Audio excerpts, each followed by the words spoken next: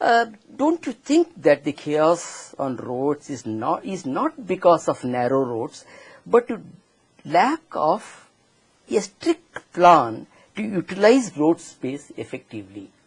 Yes and no. One, I would say the narrow roads are not the only culprit. It's how we are using the existing roads. I'll give you an example. Whatever roads we have, of course, we have very low road to area ratio, one of the lowest in the country. About 12% roads in the whole area, whereas it should be about 25%. But then, whatever 12% we have, how are we using them? We are using roads for parking. It makes mockery of our infrastructure. 30% of the road space is used for parking. And why? Because we have not constructed parking infrastructure. We are using footpaths for vendors. Why? Because there is no alternate road, and it's easy to pluck the stars, but it is difficult to remove the vendors because of various stakeholders, various vested and vested interest as well as interested interests. So yes, we are not using roads to their optimum capacity. We are rather abusing roads for everything, and it requires better policy. It requires investment not only in roads but other things which are occupying the roads. So what you say is the entire Bangalore stays on roads and messes it up anything. It is not just the traffic, it is everybody. That's why the traffic chaos. So you are blaming roads because they are narrow, and narrow roads usually create problems. Then the no holds barred commuters they don't bother about traffic rules. And the ineffective police force, as you said, helpless. The helplessness scares me. If you say you are helpless, what about the common commuter? I would repeat what I said. I said I feel helpless sometimes. Coming to commuters, we talked about infrastructure. But my point is, and no one can disagree on that our road user behavior is one of the worst in the world. Even if we were to make great infrastructure, if we continue to drive the way we drive today, we are not going to become Singapore or New York or London just because we have good infrastructure. So commuter behavior is bad. Now, it may be bad because of various reasons.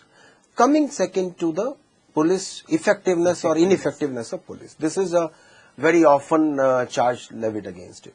First, you need to understand the circumstances under which police is working. People expect, even on our Facebook when I said, what do you expect from traffic police to do? There were some 100 things people expect from us. One need to understand, we are a force of 2,500 people working in 3 shifts. That means about 900 people working in a shift, trying to manage 4 million vehicles and 8 million people.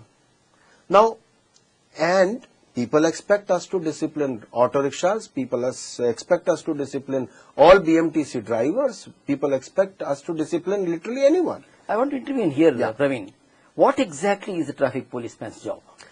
World over, I would say, world over, traffic police does only enforcement. Only enforcement. Here, we don't do, not only we do enforcement, but we do a lot of regulations because the infrastructure, when I'm saying infrastructure, I'm saying traffic. World over, traffic is run by traffic lights or road markings or road signages. Here, road signages mean nothing to people. Road markings mean nothing to people. To that extent that even signals mean nothing to people. If the policeman is there, red means stop. If policeman is not there, red means nothing. So you blame the commuters? Of course. I blame 100%. the commuters. No. Our people are also doing all kind of wrong things. We are still in traditional mode. We need to migrate to modern policing. We need to migrate to a policing where traffic is regulated by signage, road markings and signals and all other technology, and policeman does only enforcement. But coming back to that, here not only we are doing a lot of regulation, but people expect us to do education. Which country in the world police does education? These were the things which should have happened in the schools, or this should have happened before you took driving license. How people are getting driving license? You know that. People expect, and today we are doing road markings, we are doing signages, we are managing signals. Nowhere in the world traffic police manage signals. All these things are given to them and they just enforce the rules. So the burden is too heavy on you. It's too heavy. many things which you are not supposed to do, but you are doing it. We are doing it because no one else does it. What to do? You would see when there are potholes, you would see policemen filling the mud in them, because for days and days no one would come and fill it. And we are not improving. We are actually making it worse by filling the mud. But day to day we are doing a lot of firefighting. Now, giving credit to the policemen, I would say, you used a very strong word to which I object, ineffective. You see the plight of an average policeman, average constable. 10 to 12 hours he stands in an environment where there is so much of noise, there is dust, there is pollution, so much of smoke, and plus so much of public ridicule. Everyone looks at a constable as if he is responsible for the traffic mess. Constable cannot do anything if the road is narrow. Constable cannot do if the drains are overflowing. Constable cannot do anything if people have blocked it. Don't you think, Praveen, it applies to commuters also? Commuters also face the same problem. They have narrow roads. They have no proper signals properly, nobody is following it properly, and vehicles going from one side to that side. Don't you think commuters also fall into the same category as what constables? Absolutely. See, an average commuter is also suffering. Whereas he or she should be spending about 20 minutes on the road, they are spending 40 minutes on the road. So it is it's a chicken and egg problem. It's a chicken and egg problem.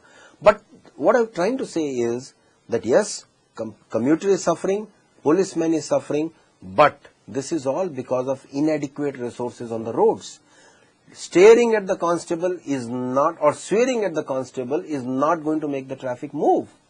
We need more infrastructure, and then, in a way, coming to the defense of commuters, I would say that traffic behavior will improve when the infrastructure improve. I'll give you an example.